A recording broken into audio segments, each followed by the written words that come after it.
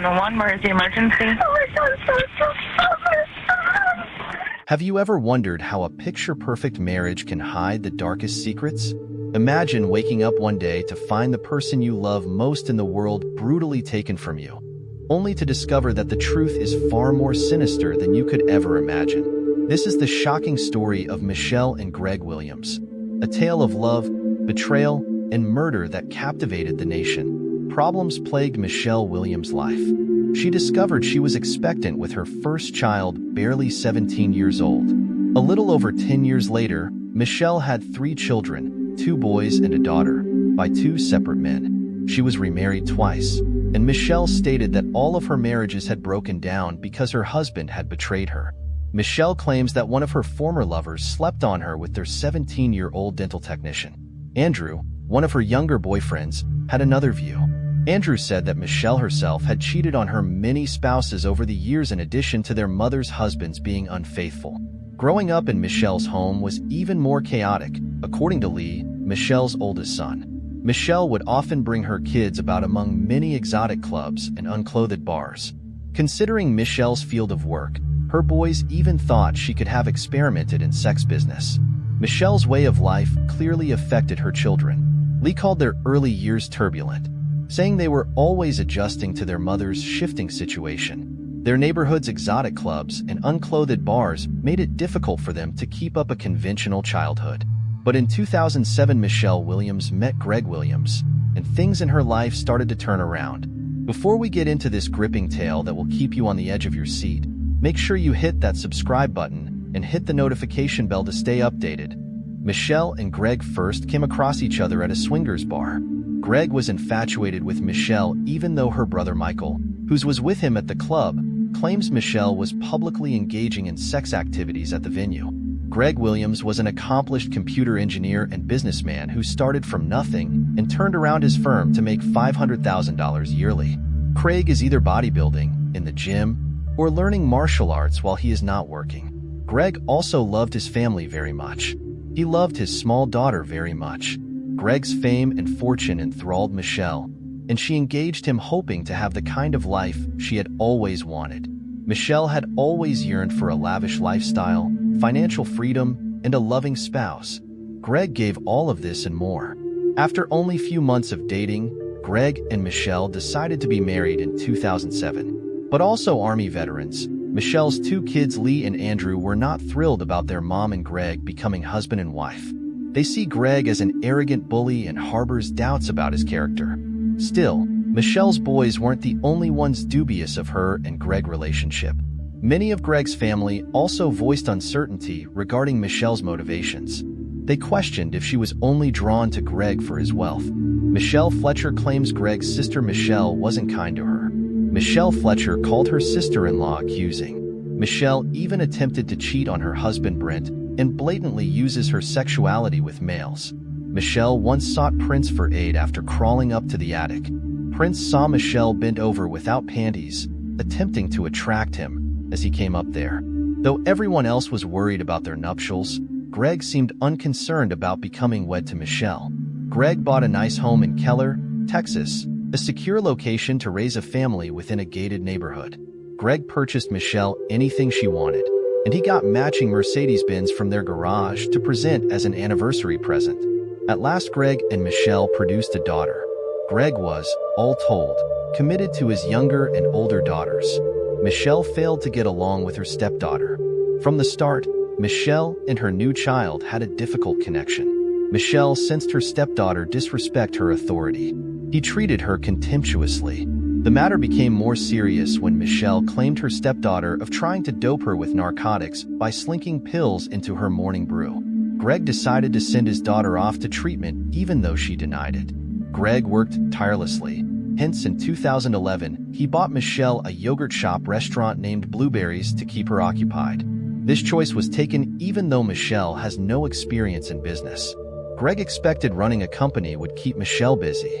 Michelle did not, however, really dedicate herself to leading the company. She visited Blueberries very seldom except to come take cash out of the register. Treating the store as her own ATM, Michelle withdrew cash as required. Michelle gave her pleasures first priority, not operating her company. October 2011 saw Greg and Michelle Williams eagerly awaiting closing on their new house. Every element, even a swimming pool to put their 4-year-old girl to use, was painstakingly prepared. But on October 13th, at 4:40 a.m., everything changed when Michelle contacted 911, then furiously yelled that someone had shot her spouse from inside her house. Clearly disturbed, Michelle stated her concern that the gunman may still be inside the home, further aggravating her worry because her little daughter was sleeping inside too. Police officials showed up at the site in a matter of minutes and started looking right away. The cops rapidly investigate the grounds, even straying outside to look for invaders. The police tried very hard, but they cannot find any suspects. But as they climbed the stairs to the couple's master bedroom, they found a startling sight on the bed. Deceased and covered by a pool of blood, Greg, who passed away of a single bullet to his right temple. Michelle told the arriving police she had been sleeping on the sofa with her kid when a loud bang startled her. Michelle checked on her husband, Greg, by walking to the master bedroom. Michelle came and believed she spotted a black-clothed person in the room. She said she had a sudden headache at that point, and everything went dark. Michelle said this individual struck her in the center of her head. At Greg and Michelle's house came crime scene investigators. Their absence of proof of forced entry upon arrival begged the issue of how the invader had gotten inside the residence. Furthermore found was that nothing had been taken. The detectives noted that $20,000 was discovered in the safe unaltered, and none of the compartments had been opened or rifled through, suggesting that robbery was not the driving force for the shooting. Investigating the rear door of the house, the detectives found a .45 caliber pistol with a shell case and a wrench laying next to it. The detectives discovered plastic-colored containers loaded with Clorox wipes some feet from the rear entrance. After further inquiry, the researchers found that every surface in the residence had been cleaned using Clorox wipes. The detectives came across no DNA or fingerprints, nothing from the home residents themselves. Michelle was questioned at the police department about the shooting of her husband Greg. She told the responding police the same narrative she had offered. Though investigators thought her statement was dubious, they questioned Michelle and informed her narrative did not fit the facts gathered on the scene. The evidence suggested either Michelle covered up the murder or shot Greg. Michelle fiercely denied, meantime, shooting her husband or any role in his killing. She consented to undergo a gunshot residue test. The findings came back negative.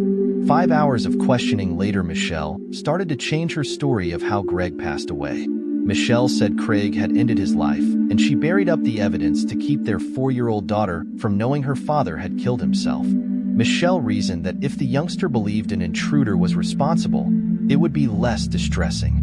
Michelle informed the investigator she chose to hide the truth. Greg took his life and manufactured it as a heist gone wrong when she saw his dead corpse. She used Clorox wipes to scrub every nook of the home, including the pistol used to kill Greg, in order to keep up this masquerade. Then she purposefully placed the weapon beside the patio door beside the wrench she had used to strike herself in the face, giving a false image. An invader had hurt her. Michelle Lee was accused with falsifying evidence and freed on bail after she left to stage the crime scene looking like a burglary gone bad. She told Greg's bereaved family the same tale she had told the police when she was freed from detention. Michelle said Greg showed symptoms of sadness before the event. Michelle said one day she entered the garage and found both of their Mercedes-Benzes were heated, indicating someone has been running them in the garage.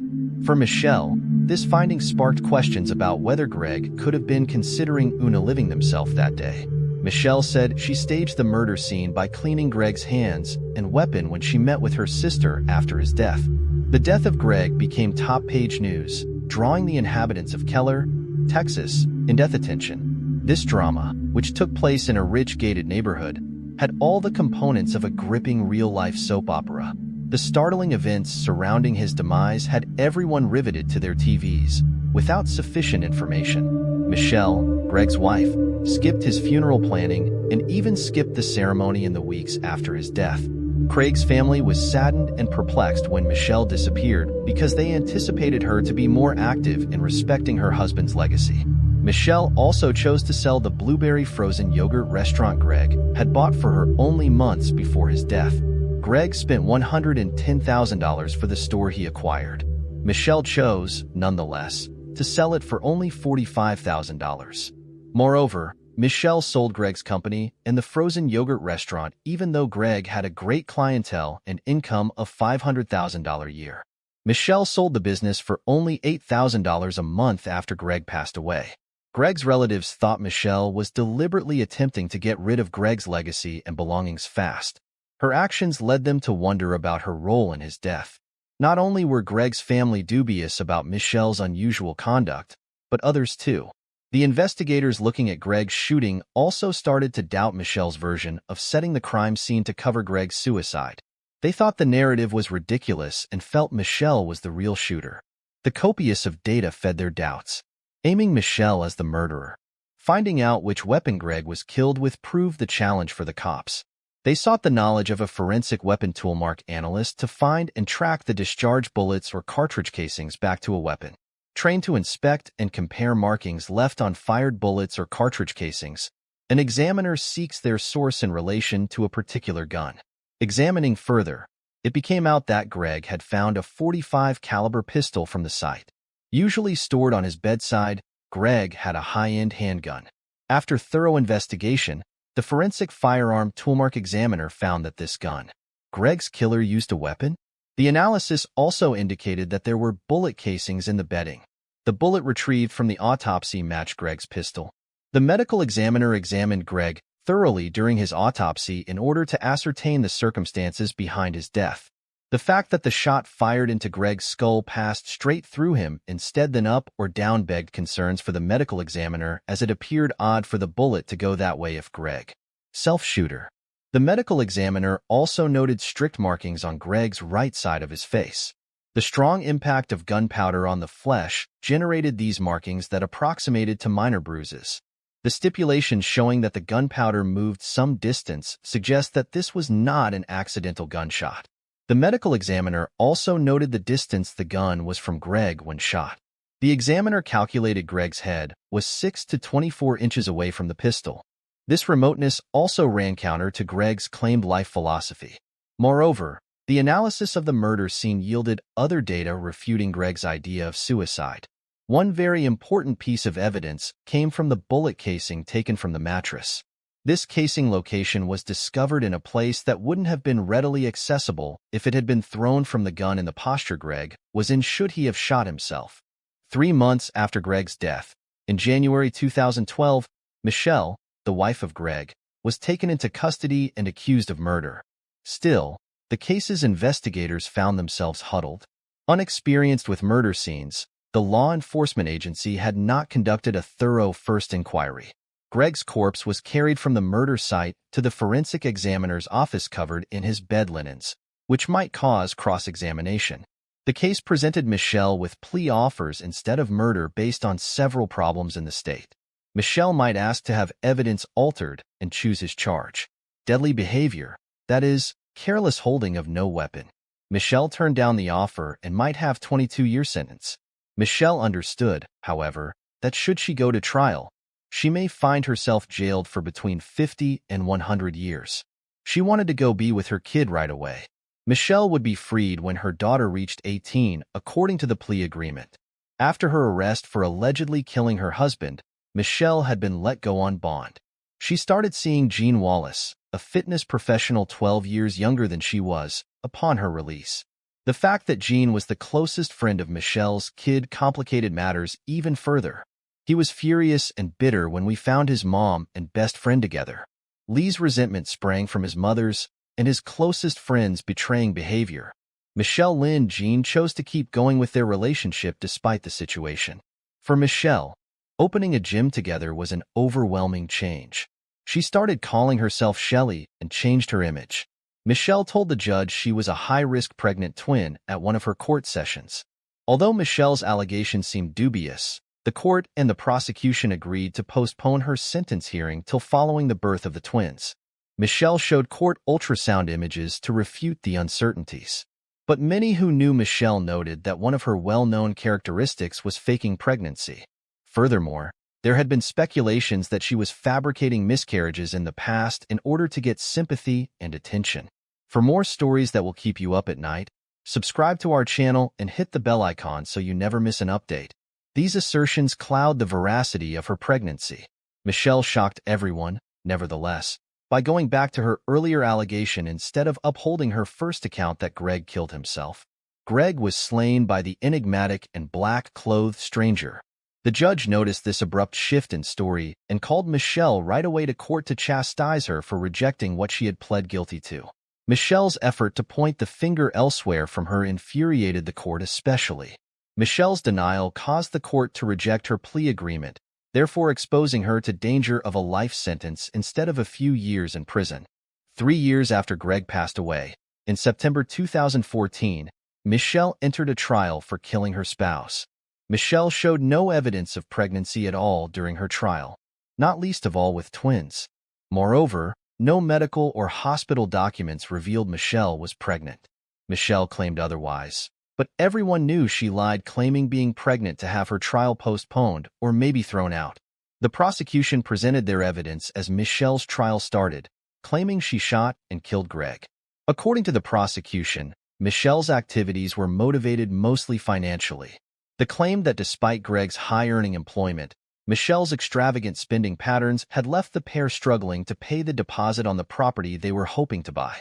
The prosecution claimed that Michelle's reckless spending had left the pair barely with $30,000 in their savings accounts. Presumably motivated to get the money required to realize their ambition of acquiring a house, Michelle was compelled to carry out the murder. When Greg found that their account had no money remaining, the case's prosecutors claimed that conflict resulted. Michelle came to see from this fight that Greg Gunn's $850,000 life assurance contract made him worth even more to her than alive. She made the decision to perform as illuminate him. The state referred to the 40-year experienced witness as the medical examiner throughout the trial. The medical examiner said he had never seen a case when someone ended their life with a pistol positioned from a distance. Greg's mother also testified and related her recollections of her son, in which Greg's was according to his mother. Greg was happy with his life and really loved time spent with his daughter, even though she noted he was often exhausted from work. Greg would frequently talk about the home him and Michelle were looking at purchasing. Andrew, Michelle's younger son, proved to be the state bombshell witness. Andrew revealed something startling on the witness stand. Andrew claims that Michelle urged Greg to contact several friends 1 month following his death. She instructed them to get a big sweater, then stroll into the forest firing a handgun.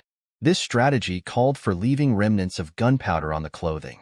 Then Michelle told the buddies to get into Greg's former wife Kathy's vehicle and put the sweater inside. She asked them to pay a payphone report the matter to the police, declaring that the garment had been taken.